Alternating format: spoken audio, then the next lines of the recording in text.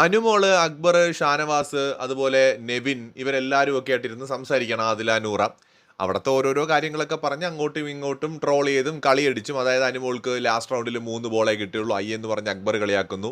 Dance marathon ടാസ്കിൽ നിനക്ക് 5 point അല്ലടാ കിട്ടിയുള്ളൂ എന്ന് പറഞ്ഞിട്ട് അനുമോൾ തിരിച്ച് കളിയാക്കുന്നു. നിങ്ങൾ പോയി ഇതാണ്ട് ആ കുരുതി കോർണറിൽ പോയിരുന്നോ, അക്ബറിനോട് അനുമോൾ പറയാണ്.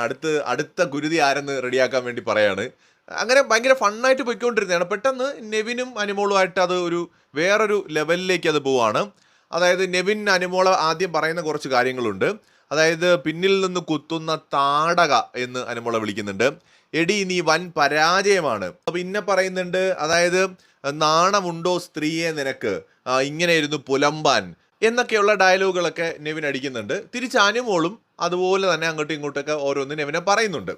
അതുപോലെ നിനക്കെപ്പോഴും ഒരു പുതപ്പിൻ്റെ കാര്യമല്ലേ ഉള്ളൂ, ഇപ്പോൾ ആൺകുട്ടികളുടെയും പെൺകുട്ടികളുടെയും ചെരുപ്പ് അടുത്തടുത്ത് കിടന്നാൽ നീ പറയുന്നത് ആ ഒരു കുട്ടി ചെരുപ്പ് അവിടെ ഉണ്ടാവും എന്ന് പറയുന്ന ആളല്ലേ എന്നൊക്കെ പറഞ്ഞിട്ട് നെവിനും നല്ലപോലെ അനുമോളം ഓരോന്നൊക്കെ അങ്ങോട്ടും ഇങ്ങോട്ടും പറയുന്നുണ്ട്.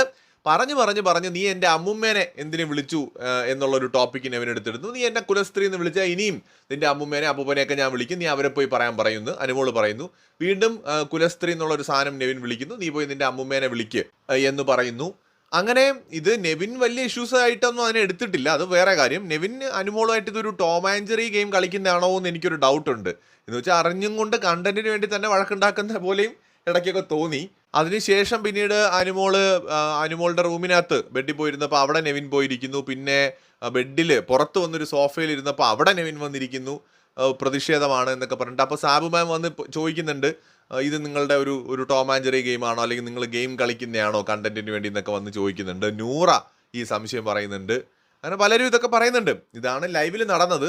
അതായത് ഈ അമ്മുമ്മേനെ വിളിയുടെ കേസിനകത്ത് വീട്ടുകാരെ വലിച്ചിടേണ്ട കാര്യമില്ല. നമ്മളിപ്പോൾ ബിഗ് ബോസിനകത്തൊരു വഴക്ക് നടക്കുന്ന സമയത്ത് വീട്ടുകാരെ, അതിപ്പോൾ നീ പോയി നിന്റെ അപ്പനെ വിളിക്കുന്ന ഷാനവാസ് മുമ്പ് പറഞ്ഞാണെങ്കിലും പുള്ളി പറഞ്ഞത് പുള്ളിയെ പറഞ്ഞിട്ടാണ്, അപ്പനെ തെറിയൊന്നും വിളിച്ചിട്ടില്ല. പക്ഷേ ആ ഒരു ഡയലോഗ് അത്ര സുഖകരമല്ല. അതുപോലെ തന്നെ ഇവിടെ ഈ അമ്മുമ്മേനെ വിളിക്കുക എന്ന് പറയുന്നതും ഒഴിവാക്കാം.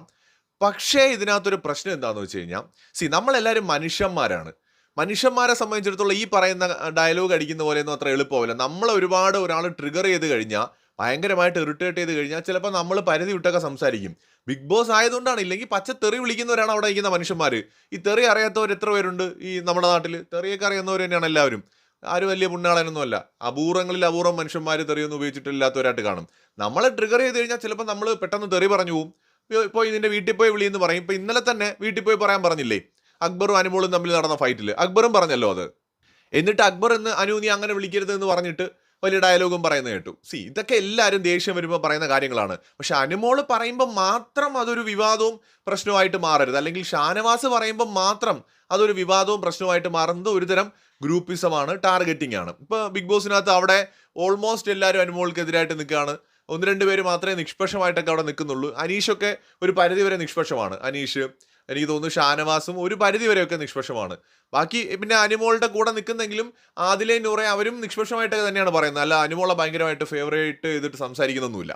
സോ അവിടെ അപ്പം നമ്മൾ മനസ്സിലാക്കേണ്ടത്, ഒരുപാട് 4-5 പേര് ഒരാളെ ടാർഗറ്റ് ചെയ്യുന്ന സമയത്ത് അയാൾ റിയാക്ട് ചെയ്യും. നെവിൻ കഴിഞ്ഞ കുറച്ച് ദിവസങ്ങളായിട്ട് എന്തൊക്കെയാണ് അനുമോളെ പറയുന്നത്.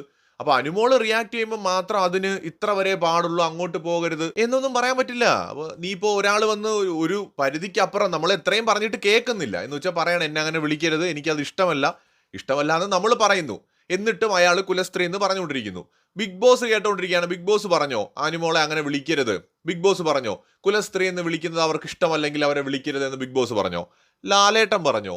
ലാലേട്ടനും പറഞ്ഞില്ല, ആരും പറഞ്ഞില്ല. അപ്പോൾ അനുമോള് എന്ത് ചെയ്യാൻ പറ്റും? കേട്ടോണ്ടിരിക്കണോ? ഒരാളിങ്ങനെ അയാൾക്ക് ഇഷ്ടമല്ലാത്തൊരു കാര്യം നിരന്തരമായിട്ടൊരു ചാപ്പ അടിച്ചു കൊടുക്കാൻ ശ്രമിക്കുമ്പോൾ അത് കേട്ടോണ്ടിരിക്കണോ? അപ്പം അവർ ട്രിഗർ ആവുമ്പോൾ അവർ ഇതുപോലെയൊക്കെ പറഞ്ഞു പോകും. അവിടെ അപ്പം നെവിനും ചിന്തിക്കണം, അനുമോളെ കൊണ്ട് വീട്ടുകാരെ വിളിപ്പിക്കരുത് എന്ന് നെവിനും ചിന്തിക്കേണ്ടതുണ്ട്. അതായത് ഇപ്പോൾ നെവിൻ ഈ കുലസ്ത്രീ എന്ന് വിളിച്ച് അവരുടെ പുറകെ പോയത് കൊണ്ടാണല്ലോ നീ പോയി നിന്റെ അമ്മുമ്മയെ വിളിച്ചാൽ മതി എന്ന് പറയുന്നത്. അത് പറയാൻ പോയില്ലെങ്കിൽ ആരെങ്കിലും പറയോ? അപ്പോൾ അനുമോൾ അത് പറയുമ്പോൾ എന്തിനു നീ എൻ്റെ അമ്മുമ്മയെ വിളിച്ചു എന്ന് ചോദിക്കുന്നതിന് പകരം അങ്ങോട്ട് അവരോട് ചൊറിയാൻ പോകാതിരുന്നാൽ പോരെ. അല്ലെങ്കിൽ മാന്യമായി ചൊറി. ഗെയിമാണെങ്കിൽ ഗെയിമിന്റെ രീതി മാന്യമായി ചെയ്യാം. കുലസ്ത്രീ എന്നൊക്കെ പോലുള്ള ചാപ്പ അടിച്ചു കൊടുക്കേണ്ട കാര്യമൊന്നുമില്ലല്ലോ. കുലസ്ത്രീ വിളി എന്ന് പറയുന്നത് അക്ബർ പറഞ്ഞതുപോലെ അത് ഭയങ്കര മഹത്തരമായ ഒരു പേരാണെങ്കിൽ അമ്മുമ്മയെ പോയി വിളിക്കൂ എന്ന് പറയുന്നത് ഒരു അവാർഡായിട്ട് എടുത്താൽ മതി അല്ലേ? അത് വളരെ നല്ലൊരു പേരല്ലേ വിളിക്കാൻ പറഞ്ഞത്, അല്ല തെറിയല്ലല്ലോ. അപ്പോൾ പിന്നെ അവിടെ കാര്യങ്ങൾ സോൾവ് ആയില്ലേ? സോ ഇത് എനിക്ക് തോന്നുന്നത് നെവിനും അനുമോളും തമ്മിലുള്ള ഒരു ടോം ആൻഡ് ജെറി ഗെയിമായിട്ടൊക്കെയാണ് എനിക്ക് തോന്നുന്നത്. ഒരു പ്ലാൻഡ് ഗെയിമായിട്ടും ചിലപ്പോഴൊക്കെ തോന്നിയിട്ടുണ്ട്. എന്തായാലും നമുക്ക് ഇനിയുള്ള ദിവസങ്ങളിൽ അറിയാം. കൂടുതൽ അപ്ഡേറ്റ്സുമായി വീണ്ടും വരാം.